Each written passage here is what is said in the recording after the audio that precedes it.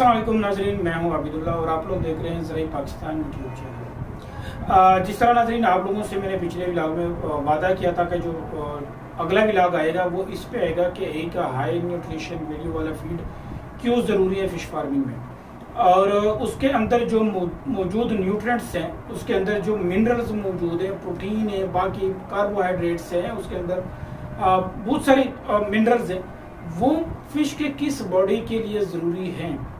और अगर आप फीड खुद घर पे बनाएं तो आप किन किन चीज़ों पे ज़्यादा फोकस करें और किस तरह की जो न्यूट्रिशन वैल्यू का जो फीड है वो आप किस तरह बनाएं। तो आज का व्लॉग जो है वो इंशाल्लाह इसी चीज़ पे ही मैंने बनाना है कि मैं आप लोगों को सबसे पहले इस चीज़ से तो हम फार्मर्स को जो है वो अवेयर करें कि आपके जो एक फीड है उसके अंदर प्रोटीन जो है वो कहाँ पे यूज़ हो रहे हैं, उसके बाद जो जिंक है वो कहाँ पे यूज़ हो रहे हैं, फास्फोरस है वो कहाँ पे यूज़ हो रहे हैं, उसके अंदर जो कार्बोहाइड्रेट्स है वो कहाँ पे यूज़ हो रहे हैं, इस तरह बहुत सारी चीज़ें विटामिन हैं वो कहाँ कहाँ पे यूज़ हो रहे हैं। और एक फीड के अंदर इन सब चीज़ों का होना क्यों ज़रूरी है, क्योंकि हमारे फार्मर्स को नहीं पता, इवन जो खुद को एक्सपर्ट भी कहते हैं उनको भी नहीं पता। उनको इवन ये भी नहीं पता है कि भाई आपने जो फीड स्टार्ट करना है, अगर 1 इंच का फिश है या 2 इंच का फिश है तो आपने 40 सीपी से स्टार्ट करना है, 45 से स्टार्ट करना है, 35 से स्टार्ट करना है, 30 से स्टार्ट करना है, किस तरह स्टार्ट करना है नहीं पता। वो कहते हैं मुझसे चीज़ बनाए, मुझसे सर्विस बस इतना ले लें कि उसमें बस मैं अपना अच्छा मार्जिन रखूँ, बाकी फार्मर जाने उसकी फिश जाने। और फिर अगले साल वो फार्मर जो है वो कहते हैं भाई मेरे टैंक है, मेरे पास तो टैंक है, वो जो है वो तो सेल कर दे। और इस टाइम जो है कम से कम कोई 8-10 तो ऐसे फार्मर हैं 2 फुट से लेके तो 4 फुट वाले कि वो अपना फार्म, अपने जो टैंक है वो सेल करना चाह रहे हैं। कहते सेल पे दे दें, रेंट पे दे दें, जिस तरह दे दे। वजह क्या है कि भाई जब पूछते कि भाई आप क्यों ना काम हुए, ये क्यों आपको नहीं समझ आई, कहते मैं तो पिछले साल के डाले हुए हैं, अभी मेरे पास जो है वो 200 ग्राम है, 300 ग्राम है। जब आप उनसे पूछते हैं भाई कितनी फीड प्रोटीन आपने खिलाई है, उसको नहीं पता। उसको ये भी नहीं पता कि भाई मैंने हर हफ्ते जो है, हर महीने जो है उसकी ग्रेडिंग भी करनी थी, हर महीने जाके उसको वजन भी करना था। मैंने तो पहले मंथ जो है 40 सीपी देना था, फिर 30, फिर आहिस्ता आहिस्ता फिर नीचे आते। उनको किसी चीज का नहीं पता। एक छोटा फिश 1 इंची का फिश है उनके पास, अब उसको वो 3% जो है वो 3 टाइम जो है वो बॉडी वेट का 3% जो है वो फीड दे रहे। भाई आपको 8 से 10% चाहिए, आप 3% दे रहे, तो उसने तो नहीं वजन करना। ये ना कोई सिखाता है ना कोई बताता है। लोगों को पता होगा तो बताएंगे, लेकिन किसी को नहीं पता। फीड मैनेजमेंट पे जो है वो एक प्रोग्राम मेरा ऑलरेडी है, वो पड़ा हुआ है, मैं उसका लिंक भी डिस्क्रिप्शन में दे दूंगा कि कितने ग्राम का हो तो आपने कौन सा फीड खिलाना है, और अपनी फीड कॉस्ट भी कैसे आप मेंटेन कर सकते हैं कि आपको भी प्रॉफिट हो इस चीज में, तो उसका भी मैं लिंक इसमें दे दूंगा। मेरी कोशिश है कि फार्मर्स को ऐसे तरीके समझाऊं, ऐसे तरीके बताऊं कि वो प्रॉफिट में ही रहे, उसको नुकसान ना हो और उसके पास एक अच्छा रिजल्ट आए फिश का, बजाय ये कि वो अगले साल कहें कि भाई मैं तो बाहर जा रहा हूँ। जितने भी लोग हैं सारे कह रहे हैं कि मैं बाहर जा रहा हूँ तो मैं इसलिए सेल कर रहा हूँ। भाई आप बाहर जा रहे हैं नहीं जा रहे हैं, आपने फार्मिंग गलत की, ये चीज आप एडमिट करें। ये जब आप एडमिट करेंगे तो फिर आपको दिली सुकून होगा कि हाँ जी मेरे से गलती हुई है। अगले बंदे ने तो अपना काम करना था, उसने तो इंस्टॉलेशन का काम था, उसने इंस्टॉलेशन का काम करके तो वो उसने तो अपनी जो जिम्मेदारी थी वो पूरी की।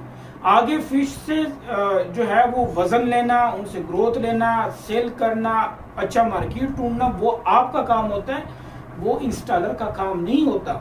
हमारे यहाँ फार्मर्स को पता नहीं हुआ क्या है, वो कहते हैं भाई मैं आपसे बनाऊंगा, लेंगे आप वापस। भाई मैं नहीं ले रहा वापस, आप मार्केटिंग करें, अपने पैसे कमाने हैं तो आप थोड़ा बहुत मेहनत करें।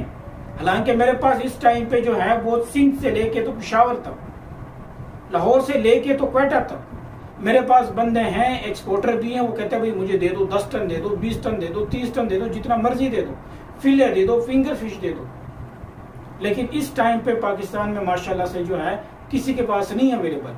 अगर अवेलेबल है तो सिर्फ केट फिश अवेलेबल है, ठीक है। और केट फिश में सिर्फ मसला ये आ रहे हैं कि फिंगर फिश और फिले इसलिए उसके नहीं पसंद किए जा रहे हैं मार्केट में कि वो जरा डार्क है, वो पिंकिश कलर नहीं है। हालांकि टेस्ट वही है जो एक पंगेशियस का है या बाकियों का है, लेकिन नहीं, वो उनको नहीं पसंद सिर्फ कलर की वजह से। न्यूट्रिशन वैल्यू वही, फिश भी वही, अच्छा जायका भी है, बोनलेस भी है, लेकिन सिर्फ इसलिए नहीं पसंद किया जाता पाकिस्तानी मार्केट में और लोगों में कि उसका ज़रा कलर जो है गोश्त का वो पिंकिश नहीं है, वो डार्क है। तो इसी वजह से जो है वो लोग कहते हैं नहीं ये ज़रा गोश्त का कलर चेंज है, वो पिंकिश कलर वाला चाहिए। तो सिर्फ इसी वजह से जो है ना मार्केट में, हालांकि लोग जो है वो पीछे पड़े, लेकिन इसी टाइम नहीं है। और ये फिर जाके इंशाल्लाह हम नवंबर में फिले भी देंगे, फिंगर फिश भी देंगे, साबित मछली भी देंगे। और ये जितने भी बायोफ्लॉक फार्मर हैं जिनके पास पिंगेशियस हैं, खासकर नंबर चल रहे हैं, वो अपने उसी नंबर पे मेरे पे व्हाट्सएप पे कांटेक्ट कर लें। जिसके पास जितनी भी क्वांटिटी है वो मुझे हर महीने आगाह करें कि भाई मेरे पास इतनी क्वांटिटी है, इंशाल्लाह आपके फिश हम आपके फार्म से उठाएंगे। चाहे आपने मेरे से लगाएं, आपने मार्केट में किसी और से लगाएं, आप इस चीज़ से बेखौफ होकर मुझे कॉल भी करें, मुझे मैसेज भी करें, कोशिश करें कि मुझे व्हाट्सएप करें, ताकि मैं जो है फिर वहाँ पे आपको रिस्पॉन्ड दूँ। कॉल पे जो है बहुत रश है, तो व्हाट्सएप पे ज़्यादा से ज़्यादा कोशिश करें कि व्हाट्सएप पे मैसेज हो। अब हम जाते हैं कि भाई जो फीड में हाई न्यूट्रिशन वैल्यू वाला फीड है वो क्यों ज़रूरी है, और फिश के किस बॉडी पॉट के लिए जो है वो मिनरल्स जो है वो ज़रूरी है। आप इस चीज़ पे जो है हमारा ये प्रोग्राम है। तो अब हम जाते हैं, मैं आप लोगों को एक्सप्लेन करता हूँ कि हाई न्यूट्रिशन वैल्यू की क्यों ज़रूरत है, और अगर आप ये मेंटेन रखें तो क्या फ़ायदा आप लोगों को हो सकता है। जी, अब ये हमारे पास जो है वो एक फ़िश है और उसको हमने डिफरेंट पार्ट पे जो है वो डिवाइड किया है। तो अब हम एक्सप्लेन करेंगे कि कौन सी चीज़ जो है, कौन सी मिनरल फ़िश के किस बॉडी पार्ट के लिए जो है वो ज़्यादा ज़रूरी है। सबसे पहले प्रोटीन है, फिर आयरन है, फिर कैल्शियम है, फिर जिंक है, और फिर विटामिन ए, और फिर ओमेगा 3 है। तो प्रोटीन जो है is a component of every body cell, important for growth and repairing, support, neurological function, digestion and hormones. Overall जो आपका प्रोटीन लेवल है, इसका मकसद ये है कि जो ओवरऑल आपके एक फ़िश जो बनता है वो प्रोटीन बेस पे ही बनता है।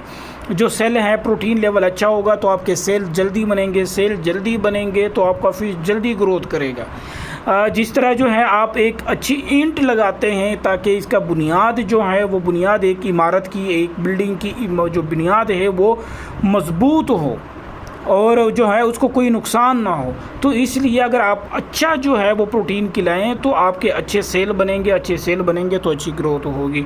उसके बाद हमारे पास जो है वो आयरन है। Iron is essential for brain development और in children and increase maternal survival rates. अब इसमें होता क्या है कि जो आपका फ़िश है वो आपकी फ़िश की ब्रेन जो है उसकी डेवलपमेंट में काम करता है। उसके बाद जो है इसकी जो मोटिलिटी रेट है, मोटिलिटी रेट कम हो जाता है। अगर आप अच्छे क्वान्टिटी की और जो रिक्वायर्ड क्वान्टिटी है आयरन की अगर आप वो खिलाएं फीड में, तो आपकी फ़िश की जो सर्वाइवल रेट है वो बढ़ेगा। अब फॉर एग्जांपल ओवरऑल जनरल हम 12% मोटिलिटी रेट लगाते हैं बायोफ्लॉक में। ये आप अगर अच्छे आप आयरन खिलाएं तो आपके पास 0 भी पॉसिबल हैं कि आपका फ़िश जो है वो ना ही मरे जो है वो टैंक के अंदर। उसके बाद जो है वो कैल्शियम है। कैल्शियम जो है वो क्यों ज़रूरी है, वो इसलिए ज़रूरी है कि भाई हमने and is essential for strong bones and teeth. अब ये क्यों ज़रूरी है कि जो ओवरऑल आपका एक स्ट्रक्चर बनता है एक फ़िश का, उसके अंदर जो कांठा बनता है, उसके अंदर जो एक बैकबोन है, वो जब तक डेवलप्ड नहीं होगा तो उस पर गोश्त नहीं आएगा। जब तक गोश्त नहीं आएगा तो आपके पास ग्रोथ भी नहीं होगी। सो इसके लिए ज़रूरी है जितने भी जानदार हैं उसको आपने प्रॉपर उसके कैल्शियम का ख्याल रखना होता है। तो वही चीज़ यहीं पे भी है कि आपने अपने फीड में कैल्शियम की जो मिकदार ज़रूरी है एक फ़िश के लिए वो आपने लाजमी देनी है। उसके बाद जिंक है। Zinc is crucial for childhood survival, reduce stunting and children and fight diarrhoea. अब इसमें ये है कि फॉर एग्ज़ाम्पल जिंक हम क्यों खिलाएं? जिंक हम इसलिए खिलाते हैं कि जो भी डिसऑर्डर आ जाता है, फॉर एग्ज़ाम्पल फीड में कोई मसला आ गया या जो है पानी की जो पैरामीटर्स हैं वो ख़राब हो जाते हैं, तो जिस तरह बच्चों में जो है वो दस्त वगैरह आ जाते हैं, कुछ भी आप खिलाएं वो खाते नहीं हैं, उल्टियाँ करते हैं और उस पर फ़र्क नहीं आता उसके जो आप फूड दे रहे हैं। बच्चा जो है वो शौक़ से नहीं खाता या उसको जो है वो चिढ़ जाते हैं, उसको पसंद नहीं आता वो फूड। तो यहाँ पे भी यही है कि यहाँ पे आप जो है वो बैक्टीरियल की वजह से या फंगल की वजह से जो आपकी फ़िश है वो डिस्टर्ब हो सकता है। सो जिंक हम इसलिए खिलाते हैं ताकि जो है किसी भी किस्म की बीमारी आ जाए, किसी भी किस्म की कोई डिसऑर्डर आ जाए पानी में भी, फूड में भी, तो वो जो है ये जिंक उसके ख़िलाफ़ काम करते हैं, उसको जो है वो एक एफिशिएंट तरीके से जो है वो उसको फ़िश को जो है ना वो सपोर्ट करता है। उसके बाद हमारे पास आता है vitamin A. Vitamin A is essential for childhood survival, prevent blindness, help fight infections and promotes healthy growth. अब विटामिन ए हम इसलिए खिलाते हैं कि थ्रू आउट जो आपका फ़िश है वो कंफर्टेबल हो। फॉर एग्ज़ाम्पल अगर उसको कोई ज़ख़म आ जाए या आपस में लड़ पड़े तो जो ज़ख़म है या जो वो स्ट्रेस है, वो स्ट्रेस जो है वो जल्दी रिलीज़ हो, ख़त्म हो, उसमें मसला ना हो, और जो आपका एक सर्वाइवल रेट है वो इसकी वजह से भी बढ़ जाता है। आप उसको प्रॉपर विटामिन दें तो कोई भी, चाहे वो इंटरनल हो, एक्सटर्नल हो, किसी भी किस्म का ज़ख़म हो वो जल्दी बढ़ जाता है।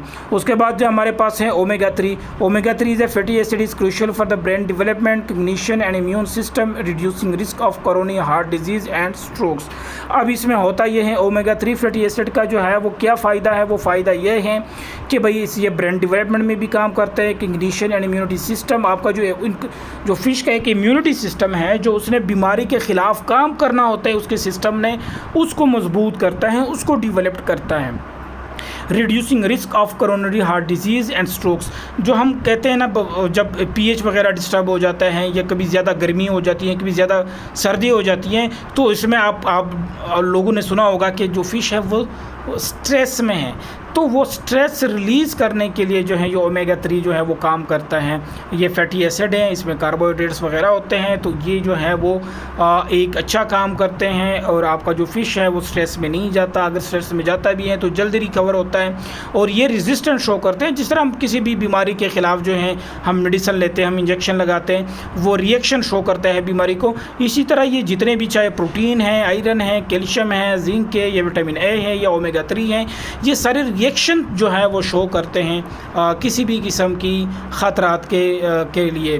बीमारी आ गई, कोई कहीं पे वाटर जो मैनेजमेंट है वो ख़राब हो गई, कहीं पे आपका फीड जो है वो डिस्टर्ब हो गया, तो इंशाल्लाह जो है वो अगला जो हमारा प्रोग्राम है वो होगा कि भाई आप फीडिंग मैनेजमेंट किस तरह मेंटेन रखेंगे, जो है वो आपके पास जो फीड है उसकी मैनेजमेंट आपने किस तरह करनी है। और ख़ासकर वो लोग जो कह रहे हैं कि फ़िश फीड नहीं ले रही, और वो क्या वजह है, वो क्यों फीड नहीं ले रही फ़िश, तो उस पर इंशाल्लाह जो है अगला मेरा प्रोग्राम होगा। अभी फ़िलहाल के लिए इतना ही। अब दे मुझे इजाज़त। अल्लाह हाफ़िज़।